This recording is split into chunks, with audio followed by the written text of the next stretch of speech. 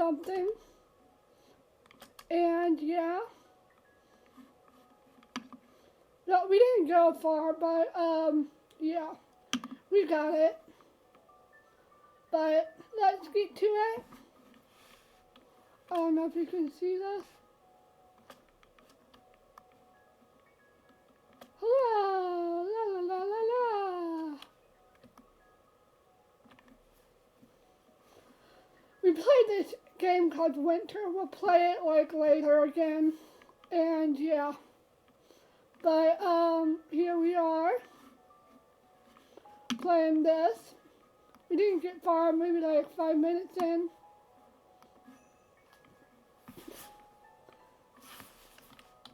Skylar. We already know. We already know. In the 2000th year, the sea shall rise and the world shall drown. The Leviathan shall descend once more into the abyss, and plunge it will tear the order of the men. Plagues will walk upon the earth, wars will devour nations, hunger will gnaw at the living. And the mankind shall wither, and creation return to the water. It waits. It remembers. For Leviathan does not die.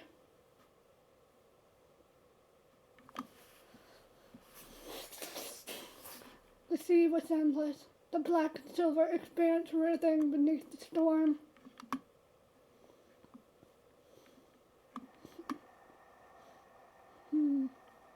Dark clouds twist across the sky, split open by the sudden flashes of lightning. Helicopters swept above, their searchlight cutting over the churning black waters. The storm tore at the wires and canvas, yet Deputy Leader stood steady, coat whipping in the wind. Besides them, a scientist bent over the shaky equipment. The current is too strong. The two stuff have already gone silent. If we keep pressing forward, we'll lose everything. The Deputy Leader did not immediately answer. Instead, they pulled out a slim phone from their coat pocket, turned away from the others.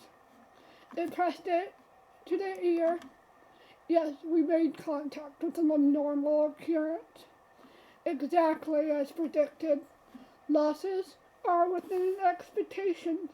The scientist is panicking, but the bioweapons are ready. I'll proceed as ordered. The storm drowned out any reply. The Deputy Leader glances at the frantic scientist, still yelling into his headset for the missing sub-teams. Understood. If the Leviathan shows itself tonight, we'll have proof. And if it does not, we'll have our sacrifices.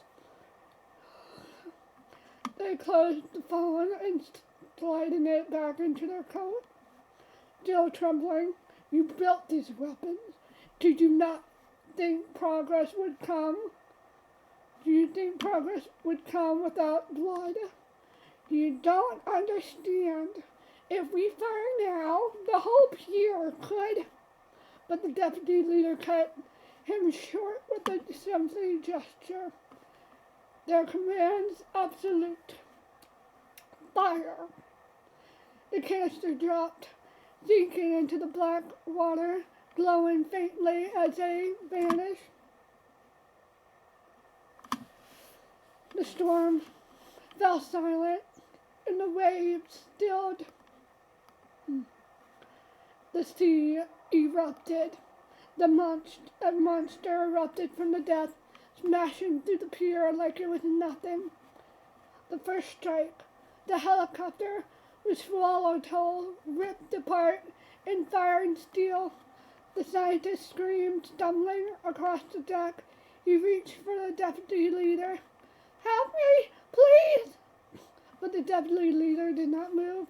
Their gaze remained fixed on the colossal beast. The scientist slipped into the dark waters then, In the next heartbeat, the monster surged up and its jaw snapped shut around him. Sorry. Slowly, its eyes turned, burning with hatred. They lock onto the deputy leader standing at the broken edge of the pier. We will defeat you. Leviathan.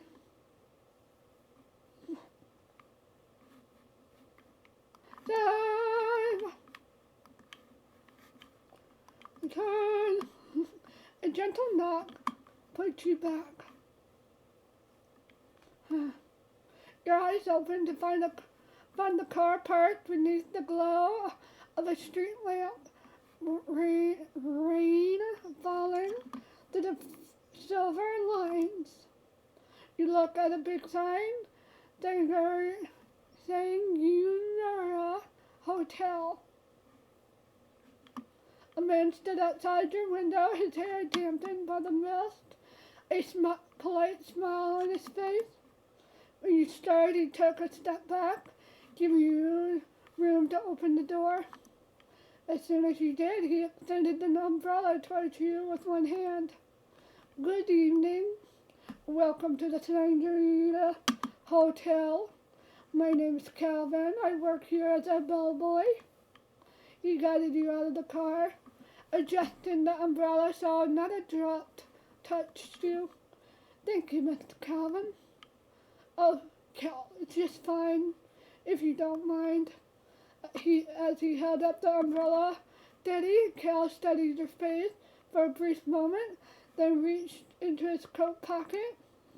He pulled out a small leather-bound registry and flipped its pages with practiced ease. His eyes scanned each line until they stopped.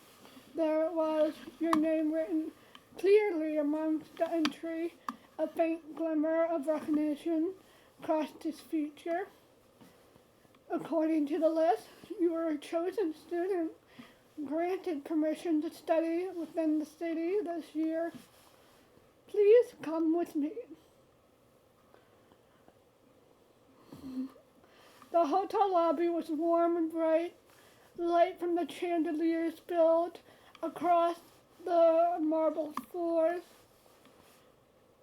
A reception desk sat under an arch frame, polished and tidy. The air smelt faintly of fresh flowers. As you walked in, a few guests glanced over. Their eyes lingered on you. In the lounge, two women leaned close, whispering to each other as they noticed you. Is that her? Is that her? The lucky student who was chosen this year? Yes, I think so. How adorable she looks. I truly hope she completes her studies and finds every opportunity waiting for her. Such a rare honor. Only 3 students a year. She must feel so special. I feel so shy.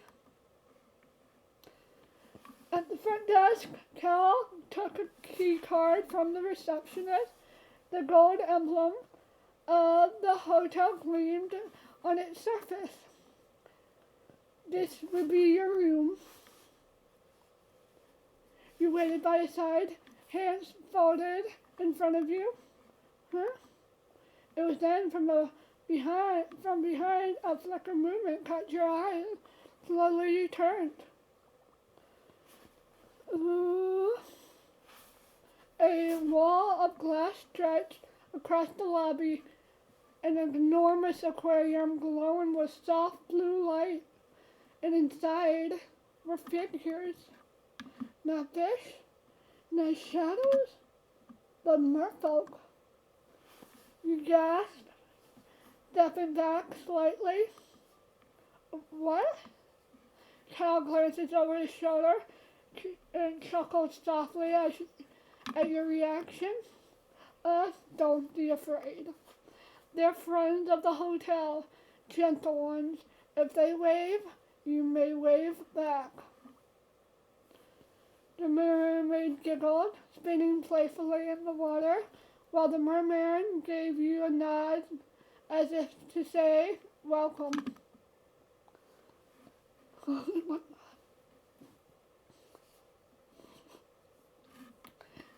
Their presence was strange, and yet here no one else seemed to be surprised. You know what? I'm gonna take a guess. These mermaids are government made, or like made by the army or something like that. And like you learn about it and then you're like, oh wait, you know too much, and they make you into one of them if you're well fit to be one.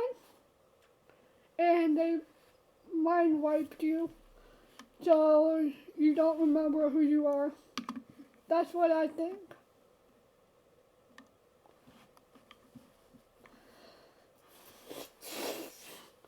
Cal moved her suitcase, setting it on the polished brass luggage cart.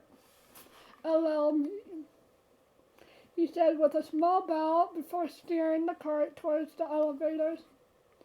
Your parents have entrusted me with your care.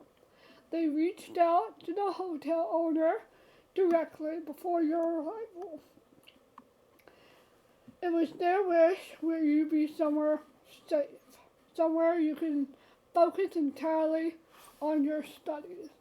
They arranged you to stay here until you graduate. Huh? Well, my parents never told me anything about this. The owner has asked me to personally see your well-being. See, because I have a feeling they're like, ooh, she's perfect. We're perfect, the character.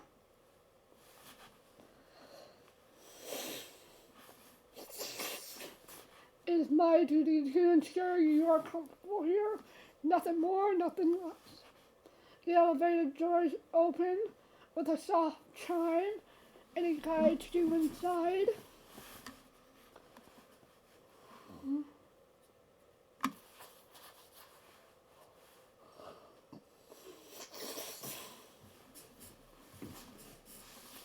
Moments later, you step inside into the quiet corridor, lined with the warm lighting and the thick carpet. The walls were covered with paintings, the frames catching the dim light. Kind of cool, but kind of spooky. Most of them showed ships at sea, scenes of whaling, and dark oceans under stormy skies. Who was that? And here and there, the portrait stood out, an old photograph of the hotel owner posing proudly with the towering skeleton of some giant creature. That photograph, did the owner actually find that giant thing? He would say it found him. He funded the expedition that brought it here. If you ask me, ask him though, the story changes every single time. So he's a collector of relics, yes, but more than of the stories. He believes a hotel should keep memories the way that the library keeps books. What does he like to work with?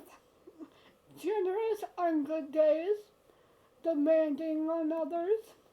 He remembers birthdays, noticed scratches on luggages, and he's been known to sign paychecks at 2 a.m. in the morning.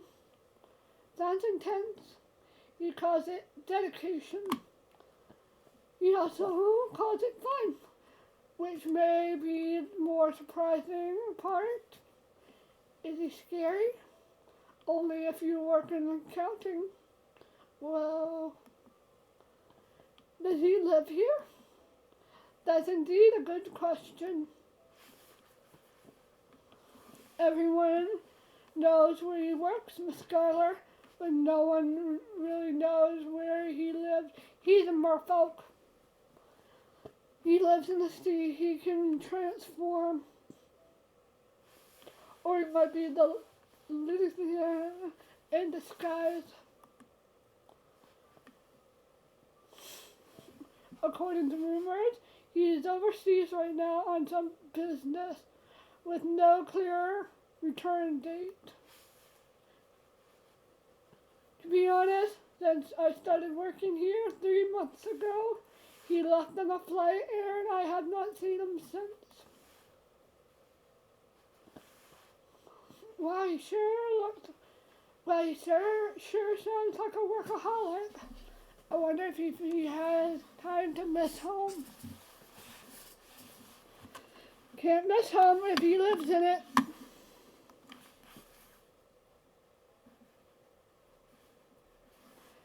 The two of you spoke as though were a playful game of question and answers.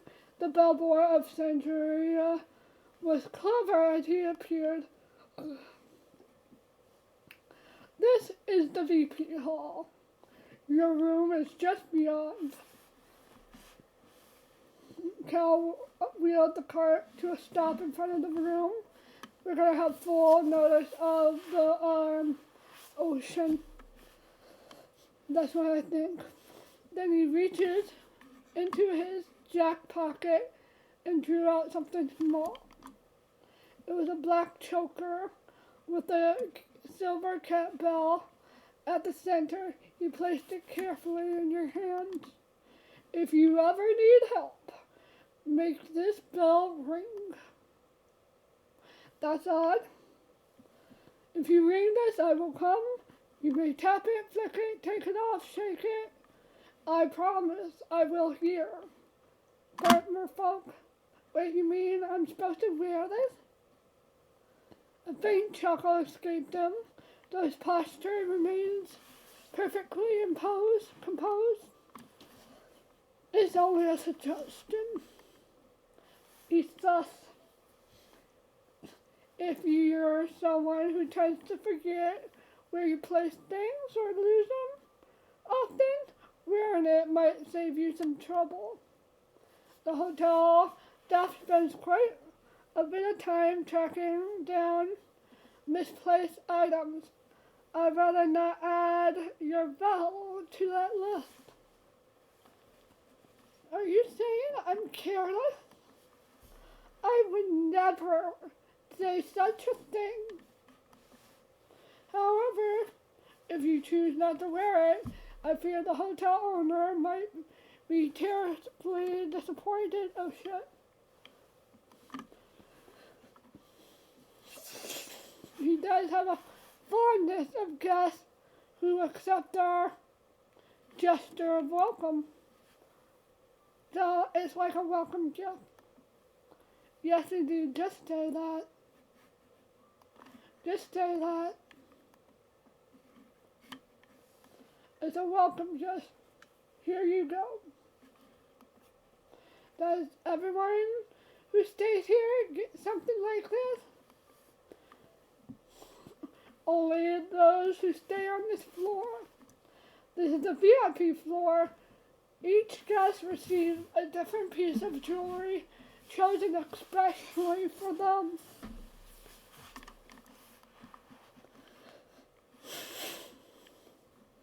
As mentioned, outside the bell is made of bronze, but the inside is made of diamonds. The diamonds? 0.30 carat. I don't get that. He gave a slight nod as confirming the quiet secret is the way to mark your stay and to ensure you have something to call your own while you're here. Oh, that's nice. Indeed. Before you retire to your room, I have a few things I would like to recommend. Yes, if I may, please allow me to, with your full attention.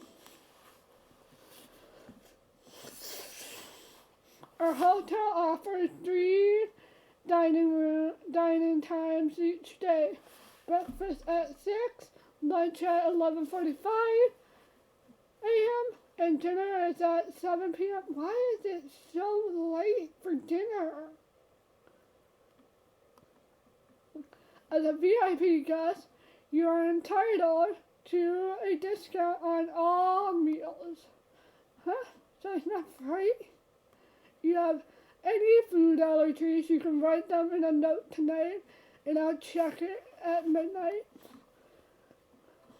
Please note that this benefit applies only to our hotel restaurant.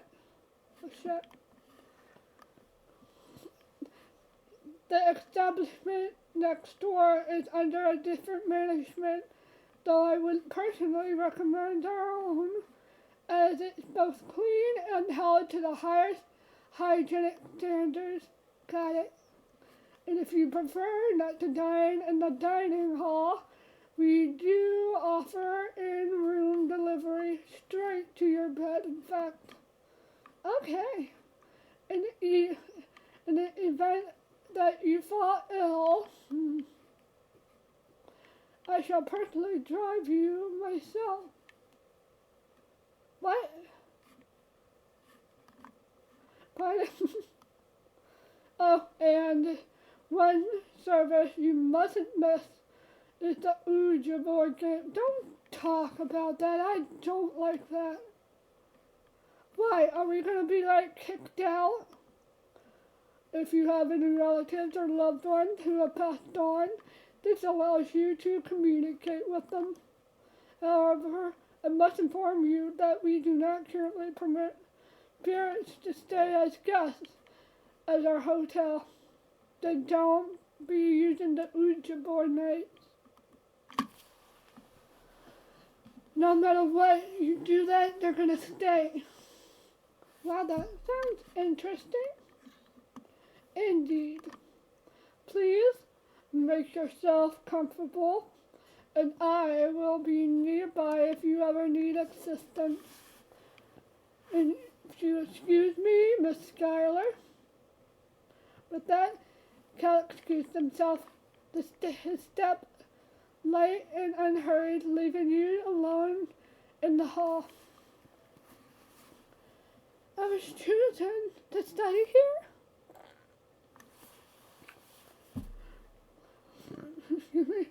It's like the Hunger Games, sort of, where you're picked, but then it's like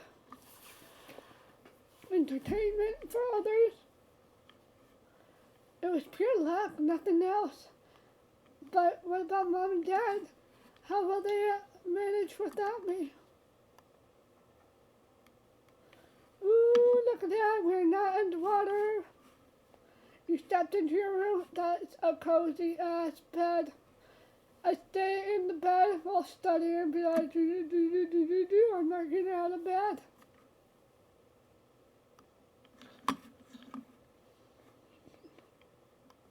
Without even thinking, you let yourself collapse on the bed.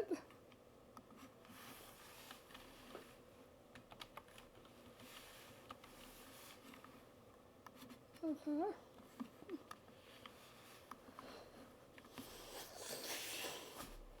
The sheets smell faintly of flowers. More flowers, more flowers. On the vanity, perfume bottles are waited for in a careful row, glass catching the light. They carry names you've only seen in glossy ads. Magazines lay half open nearby, filled with a sharp-faced model and actresses staring out in the flawless poses. Their faces matches the poster you've seen across the city. Some amongst them smoldering beneath the bold print of fragrance campaign. Wow, the new Ocean collection is called Champagne Coast. That's so cool. And it's both for men and women. Perfect. But I wonder what shampoo that model uses. He's such a cool model. wandered over to the desk where a thick hardcover book sat. What's this? The title claimed it was a combination agreement. So many rules. I wonder what happens if I just break one. You get turned into a merfolk. Your eyes drifted down the page and then froze on a single line. If more than 5 rules are broken or violated, the guest will be asked to leave immediately. Figures, but I'm not exactly ready to be homeless. You notice the red bookmarks peeking from the deep within the pages. What the fuck? A chill. Sending chill raced up your spine. You will not leave. You will not leave. You will not leave.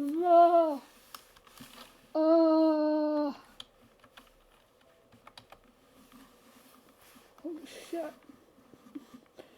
Well, I'm not leaving anytime soon. What the? It's like that Harry Potter book. Voldemort's book, Tom Riddle. The air in the room suddenly seemed to thicken. You thought you heard footsteps behind you. Thank you. You snapped the bookshelf and shut. You snapped the book shut and tossed it across the corners of the room without caring where it landed.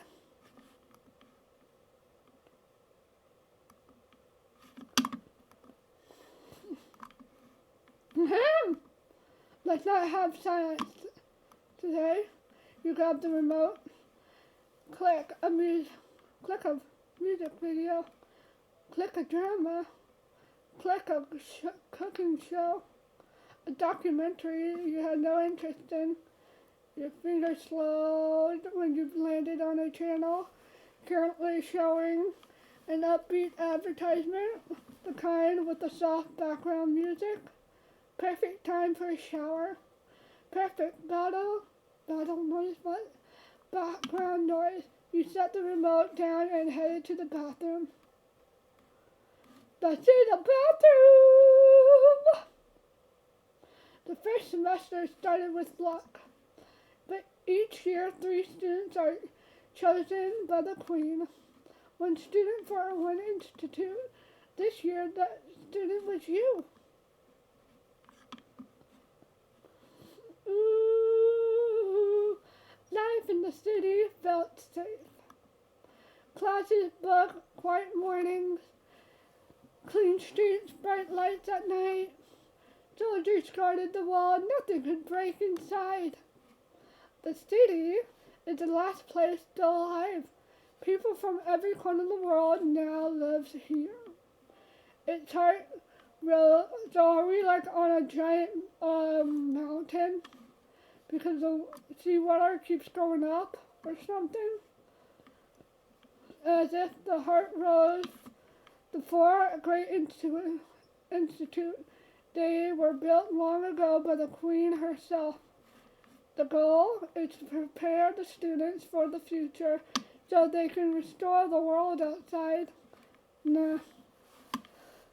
But sometimes when you are alone, memories returned. The outside was once your home. I hope I can speak to my parents again someday. Good memories, bad ones, they never really fade. Have you ever wondered if a life without the attachments would be better or unbearably dull? Could happiness be found in letting go of everything while you sleep? Have you wondered what you might wake up to? In the ocean. What the fuck is that? Holy shit, animation. When I got too sad, I had the same dream. I often dream of the sea. The same one Dad used to take us to all the time. and there's this little fish that swims around me. When I wake up, all the sadness from before is just gone. You don't remember much about your childhood. Your parents move constantly. You are one of the people that have chosen. And it's like either you're the next here or like you were taken.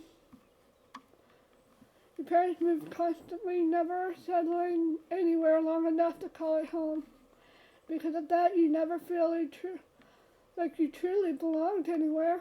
At first, the life at the Resent Institute felt ordinary, but soon the whispers started and the people's eyes turned cold. Some were kind, but mostly avoided you until you realized that you didn't belong. A soft breeze rustled through the leaves above. Afternoon sunlight filtered through the branches, scattering golden patterns across the bed where you lay. Then someone's shadow fell beside you. Who's that? Before you could ask, an orange maple leaf gently placed over your eyes. You blinked in confusion and took it away. How long was I asleep? You've been asleep for 400 years. We're in the future now. What? Haha, it's a joke. Well, you are? You gave a quiet laugh before held up a hand, 2 fingers raised. Tell me, how many do you see? 2? What's this finger? Oh, the middle finger. A thumb? And this one? A ring finger? This one a pinky finger? Correct. So who are you seeing now? He pointed at himself, his finger traveling slowly upwards until it rested against his own cheek. You blinked as your vision finally cleared.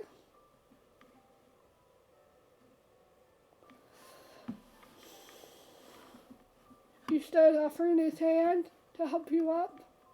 Long blonde, framed eyes colored of emerald reminded you of a spring season. His smile was playful yet warm.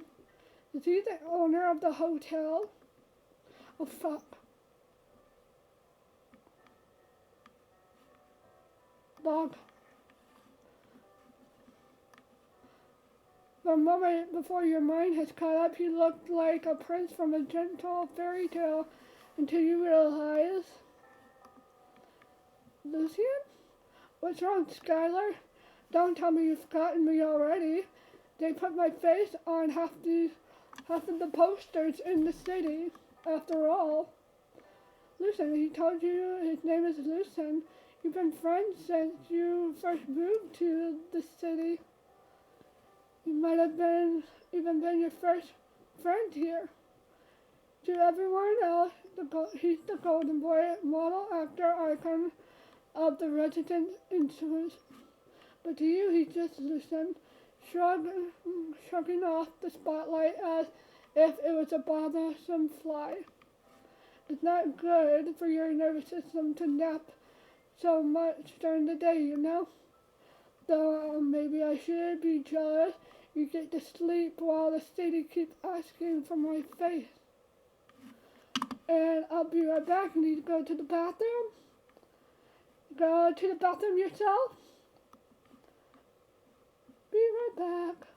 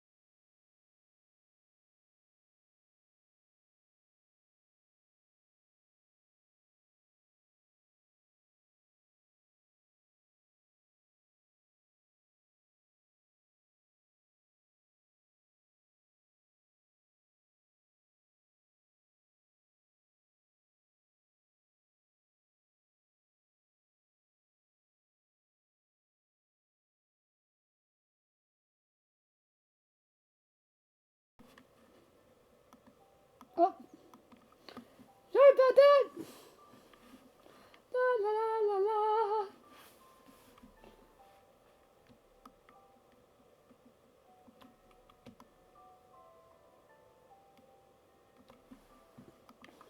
Okay, la la la.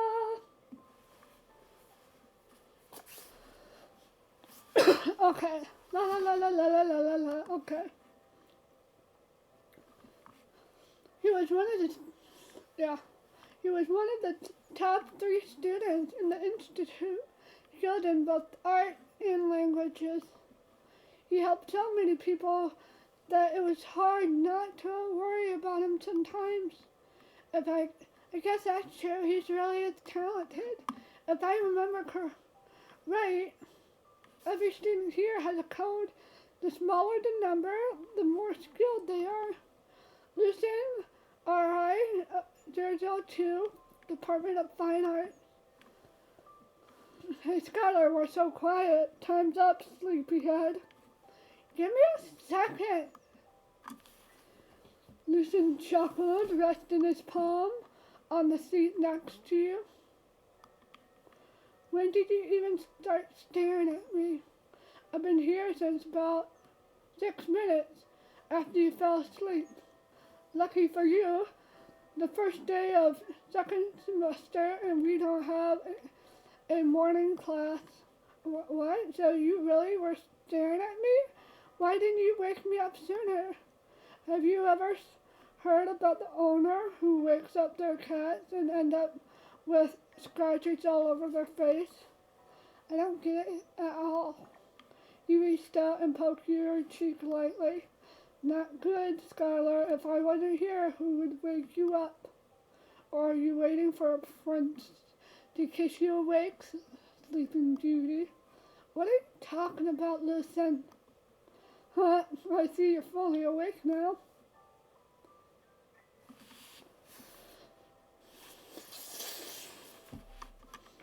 Oh my. Alicia? Well, our Skylar has finally woken up. That's Alicia, RI055, one of your besties, the little goody two-shoes of your group. She's the kind girl who doesn't seem to have much on her mind except for that one 2D guy from her favorite game and always acts like a caring big sister. Well, at least if it were some kind of anime. Looks like her phone is still open to that game. By the way, are you okay? I heard a loud noise, so I came to check.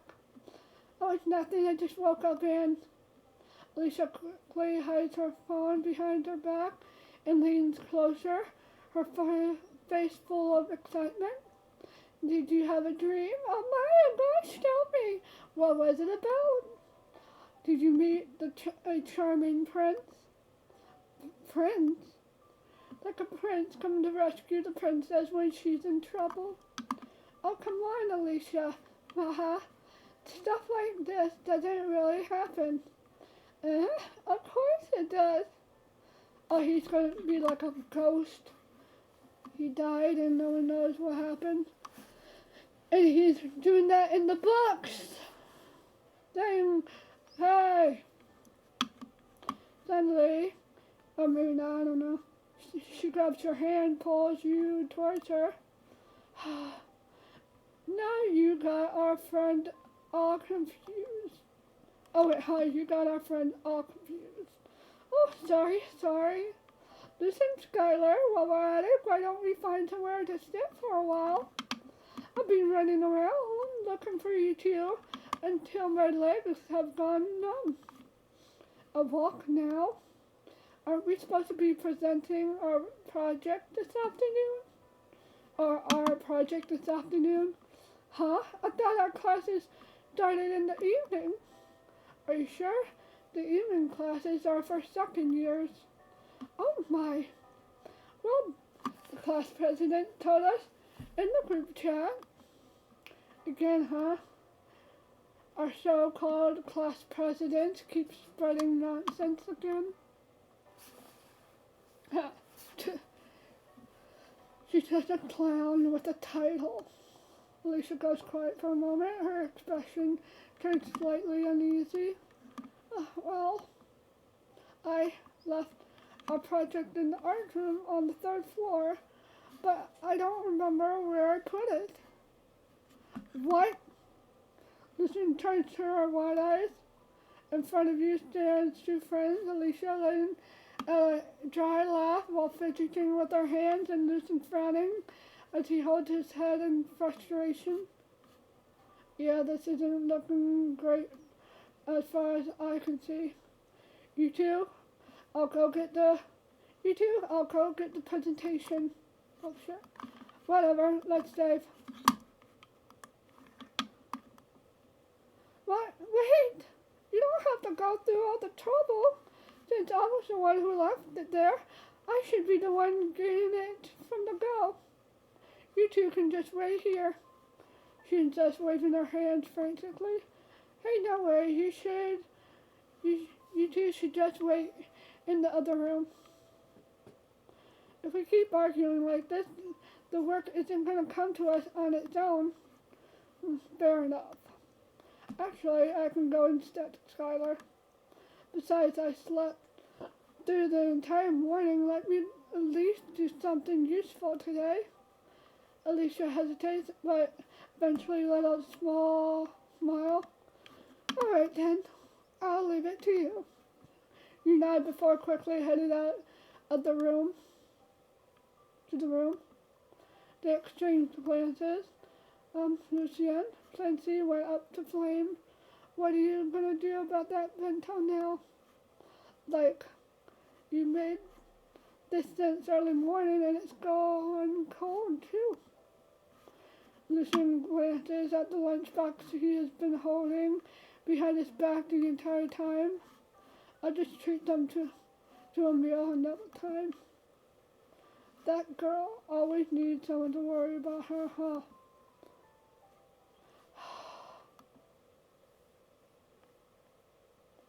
After leaving the garden, you walk down the school hallway. The atmosphere of the second semester feels fresh and peaceful. The Institute of Students Facilities, a small food stall, has opened in the cafeteria. Eating outside is allowed too. Freedom is plentiful, bidding for one of the top universities.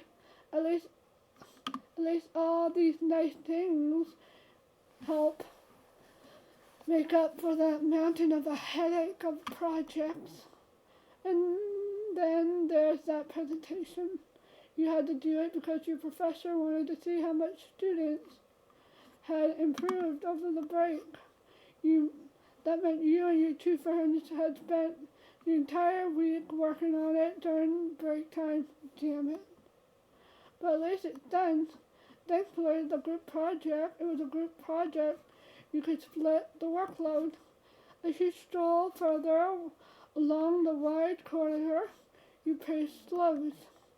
Ahead, a small group of seniors in their 3rd year walks together, following closer behind several figures, men in black suits, soldiers in uniforms. Your step falters instinctively. You lean closer to the wall, catching whispers from the students around you. Hey, look at those 3rd years. Yeah, I see them too. They look dead serious. I heard that all 3rd years, if they wanted to graduate, they have to go outside the city. Outside? You mean those ruined cities and all the chaos? That's right. My brother is in a special institute supervised by the army and the general. He had to go out there too to help the people outside of the walls. But out there are only ruined houses, so many homeless people, and on top of that, countless germs, diseases, bad people everywhere. They even say some dangerous chemicals leaked and made the animals mutate into scary ones. Come on, at least everyone's trying their best to fix things. But what about us? Oh, we're studying arts, right? I love to go out there and rebuild schools for the children outside. This is seriously fascinating, but I wonder what will happen to them next.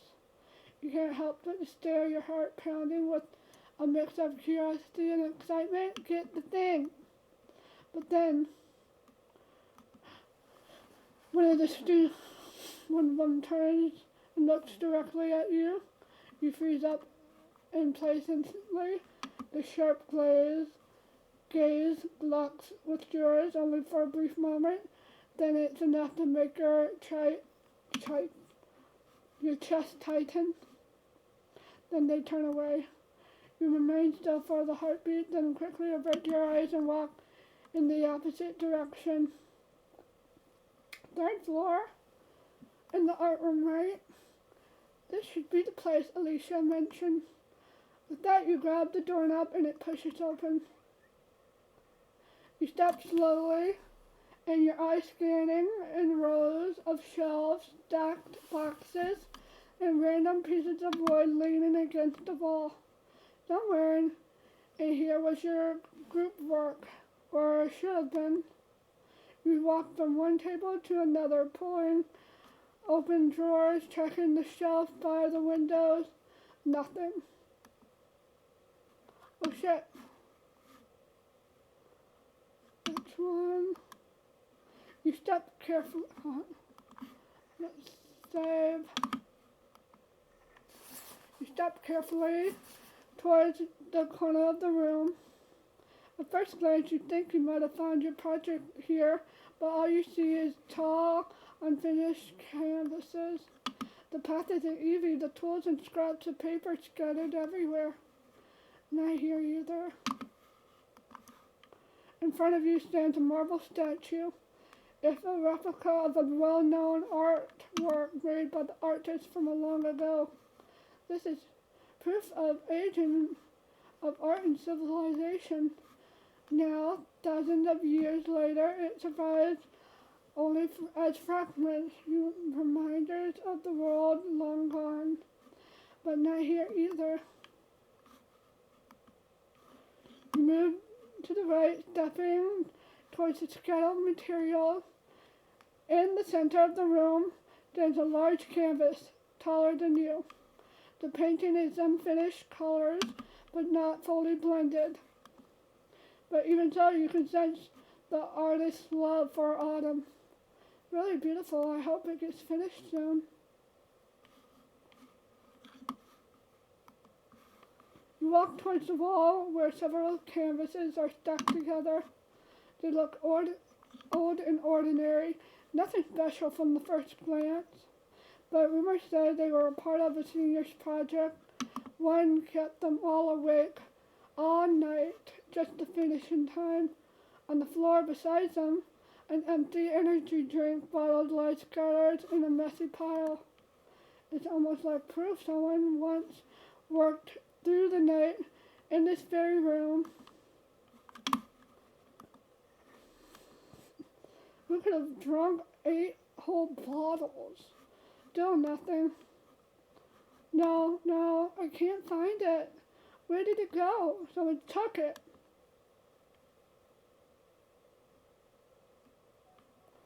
Your group stood in front of the professor's desk, the unfinished canvas behind you, almost feeling like it was watching, because you have Lucian in your group. I expect a standard far above average. Do you understand what that means?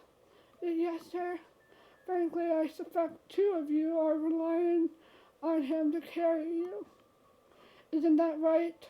Hopping his number will raise your grades without you putting in the same effort. Isn't that right? RIO2 is not given the title lightly, and if the work you submit does not reflect that level, it will be a disgrace to him, to you, and this institute. I will be watching you closely. No excuses, no mistakes. Do you understand? Yes, sir, I understand. I'll do my best. I won't disappoint you. The professor gave a short, curt nod, eyes lingering on you before he turned and left the room. The student exhaled quietly and glanced at you and Alicia. I'm sorry, you didn't deserve that. If I wasn't in this group, he wouldn't be watching you like hawks. Alicia tried to smile, but it was thin and tired. You just shook your head. The sting of the professor's words stayed with you. Sorry. You checked the last shelf, still nothing. Where is it? Your chest tightens as you sank into a wooden chair. Your mind flashes with the professor's sharp words earlier. It felt like the whole weight of the group was pressing down on you. Your phone lit up when you pulled it out of your pocket.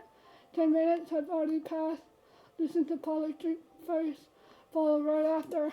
The way his shoulder had tensed as if he'd taken the blame for all of you. Your mood sank lower. You stared at the floor, your thoughts pressing down on you heavier than silence itself. The step drew closer until they stopped just before you. Hey, what's wrong? It was Zara. RI-057, your classmate. She tilted her head, peering at your face. She's the one that took it. Nothing. I was just thinking about where our project might be right now. You lifted your eyes briefly, only to look away again. She noticed the sadness hiding in your voice and the way your shoulders slumped. Her lips curled into a small, encouraging smile. Don't look so down, lovely. We'll find it, okay? But let me ask you, what did it look like? A group painting is an oil painting, a bowl of a fruit, you know? You think you can picture it? I'm not really sure, but I think I caught a glimpse of it somewhere. But don't think too hard, Zara. I'll handle it myself. Then something caught your eye. A scrap of torn canvas laying on the floor, faintly smeared in familiar colors. This isn't my painting. You bent down to pick it up. The edge was jagged as though ripped apart on purpose. More pieces trailed further along the corner, like a breadcrumb scattered by the cruel hands. Don't tell me someone threw it away. You stood quickly, following the trails. Yes, Skylar, you remembered already? You don't turn back to answer. Yeah, she's suspicious, only to keep walking towards the scraps of paper. Dora stands there for a while before lending a soft sigh. When it comes to friends and work, you're really serious about it, aren't you, Skylar?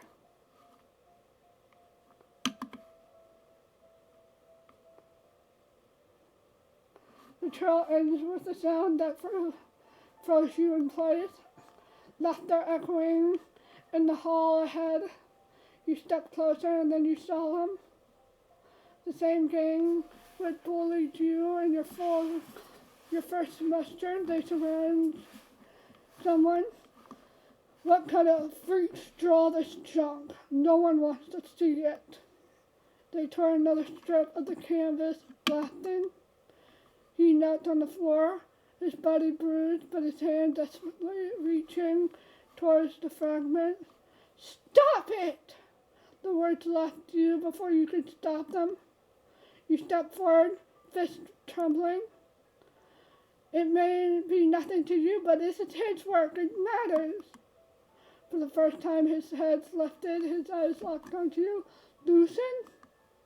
The bully paused and sneered. Well, it's the lottery trash can. She actually thinks she can protect him.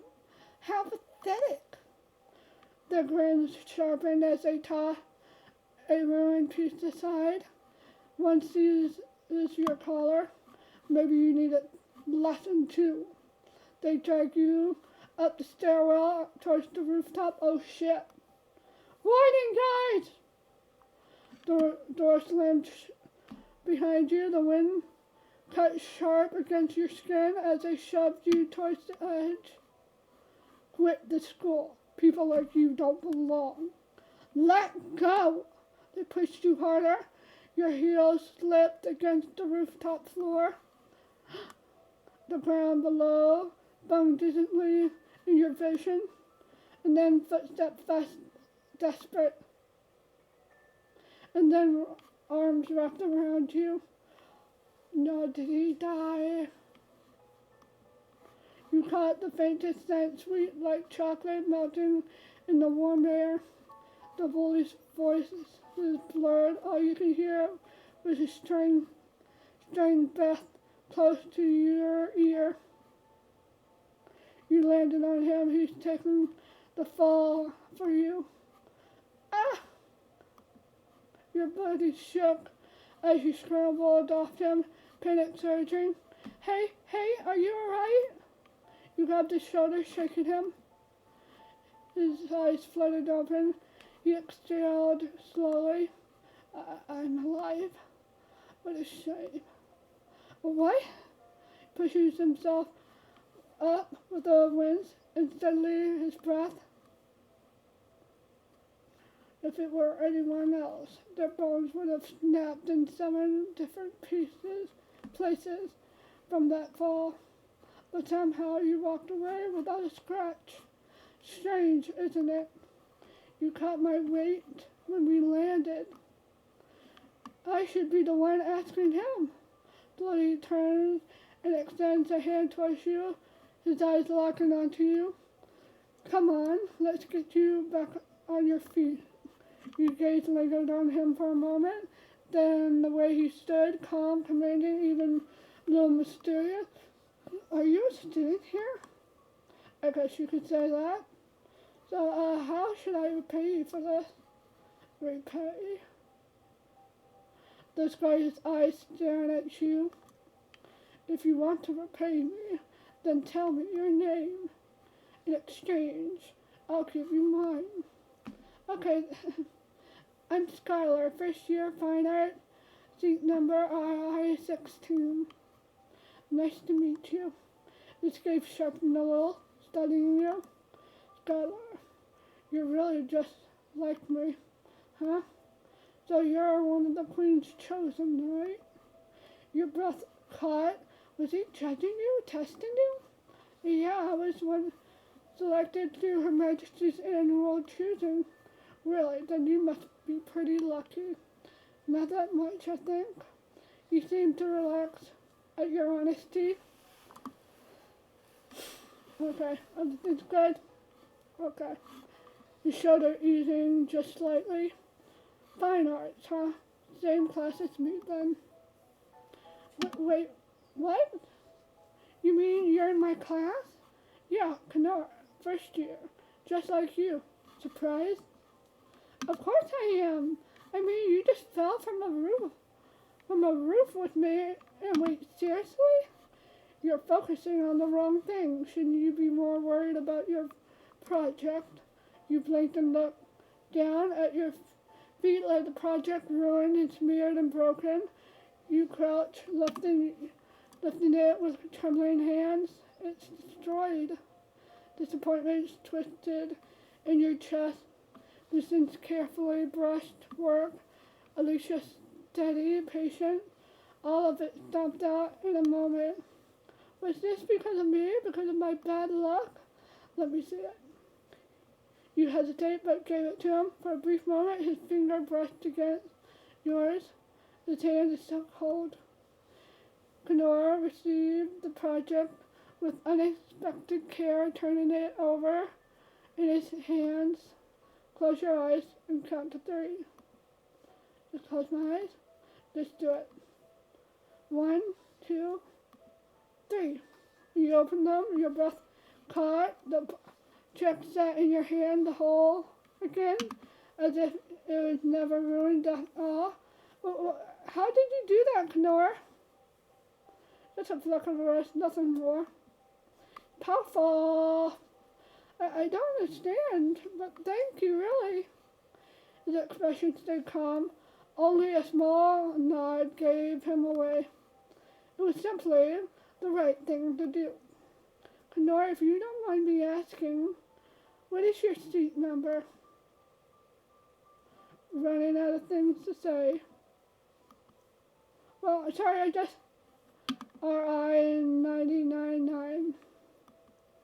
Wait, what? RI-999? The seat numbers go that far? The other person says that as well. I didn't mean it in a bad way. I just had to ask because you fixed my project just now like it was nothing. How? Numbers don't mean a thing. People love to measure worth with them, but maybe you should decide that for yourself, what you've seen. Why, wait, no.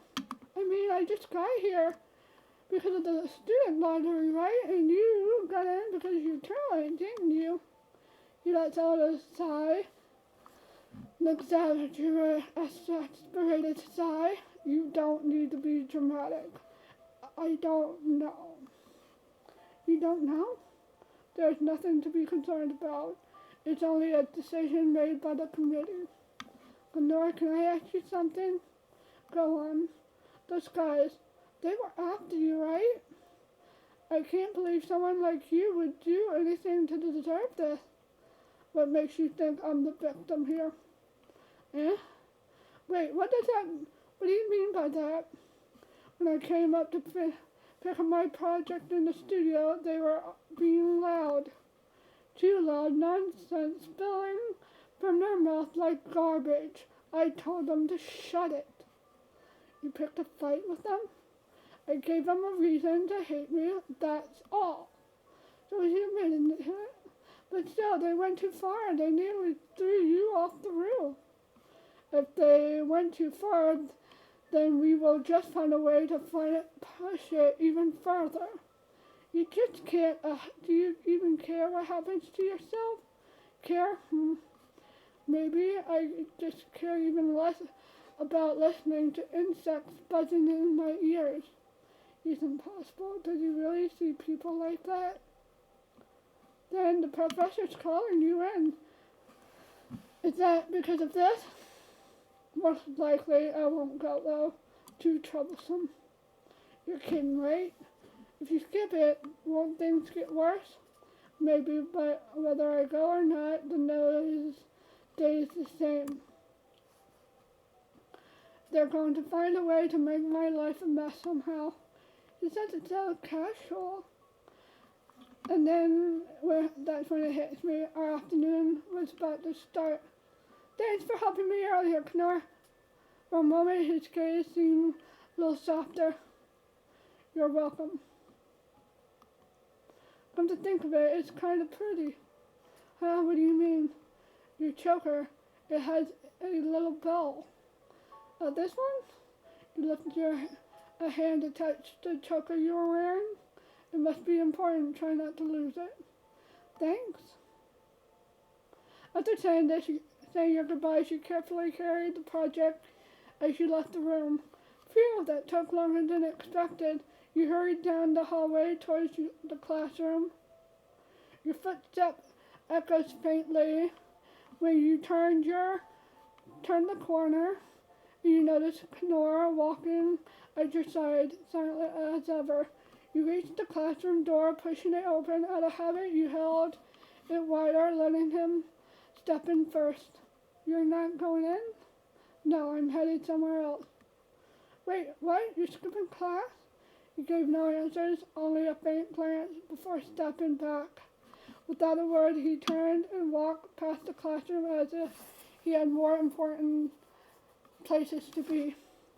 Hey, hold on! Before you could pass him, he was already gone down the hallway. Go to class. You stood there bewildered, then slipped in quietly into the classroom with your project held close. I think we're going to call it there.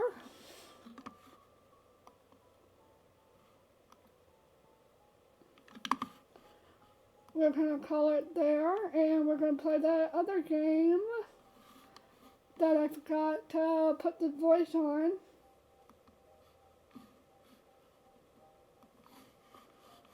So let's get back to